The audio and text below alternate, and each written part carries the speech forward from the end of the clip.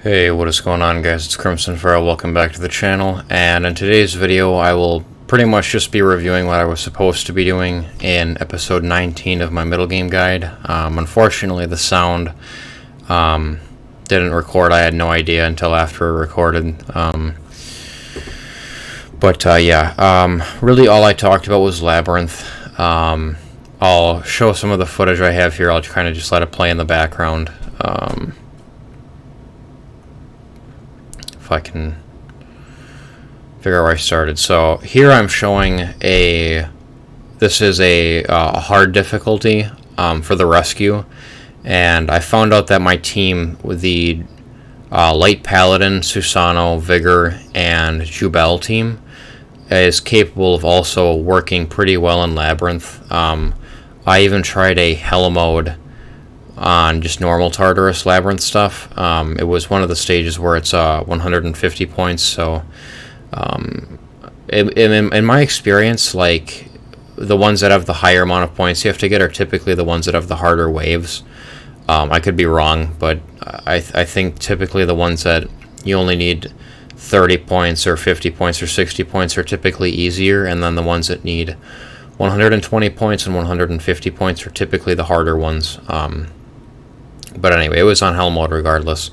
And I got to the last wave, and I basically just got slept. It was like a Light Succubus and Hathor and the Water Harmonias, the Water Heart Magicians. It was them, and I just literally couldn't move. So I needed Will or something there. I need a Fran that's fast enough to put immunity up or something to help me with that. But it looks like I could get into some Hell level Labyrinth stuff, so I'll probably do videos on that, maybe just like different, like, short videos of just like the specific thing, like the speed limit ones, and the this is rescue, which I feel like rescue is pretty easy. There are some things that make it harder, like disadvantage typings, like picking up a Colleen and then you're fighting a Fedora, a Chow, and then another Fedora. They're going to target the Colleen. Luckily, the Dark Barbaric Kings will go for the Light Paladin, but sometimes you're going to run into things like that where you need to make sure that you are protecting the thing you're rescuing, because they're probably just going to be the weakest thing on the team. But yeah, anyway, this team does work for this. I think I failed this particular run here, but then I was able to move forward, and yeah, and then this was the second run that I did, and it worked fine. I went for Chow first, and then I don't know if it was one of the Barbaric Kings and then Fedora, or Fedora first, but taking care of the Chow was probably the most important part, and then the Fedoras, just so that nothing is targeting the Colleen, because you see right there, her health is extremely low. Obviously, the Light Paladin is not in a great place either, but you can lose the Light Paladin and not fail the run. You need the thing you're rescuing to survive. Obviously, if you lose something in wave 1 or 2, you're probably going to fail out in wave 3 anyway. That's just for any Labyrinth stage. But yeah, anyway, the other footage I have here is just of me trying this stage. I was able to clear this one, and then stage 2 was it was 3 tractors and then 2 fire Horuses, so defense-based damage.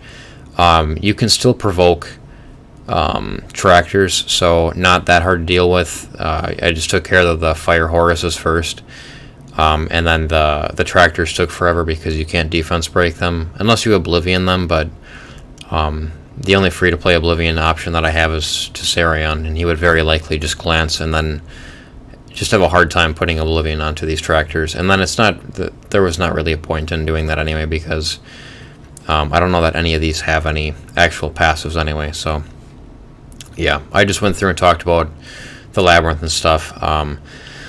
Most of the last videos here in the middle game guide is really just going to be me going through and reviewing different things that I've done, from the end of early game to now coming into the end of middle game.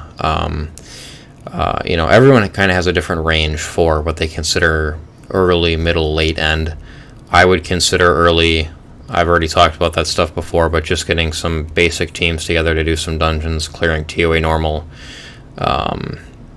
and getting maybe like 10 6-stars or something, or more if you can. I mean, you kind of want to 6-star as many units as you can that are going to be useful over time anyway, but more so about just getting a couple teams together and getting rolling there.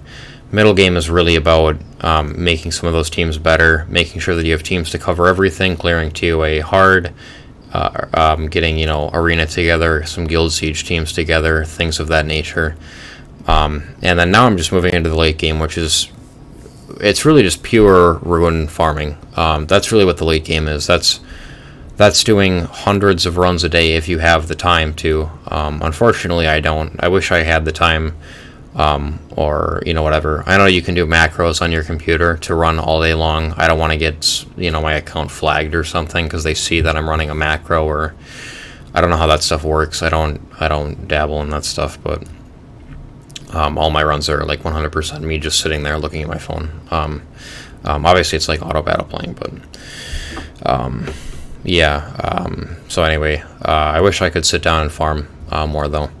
But yeah, I'm just trying to save up mana to get the summoning done. And again, a lot of the next couple middle game guide things are going to just be reviewing. Like, you know, my dungeons came this far from here. Where are they moving next? What do I want to get done later on?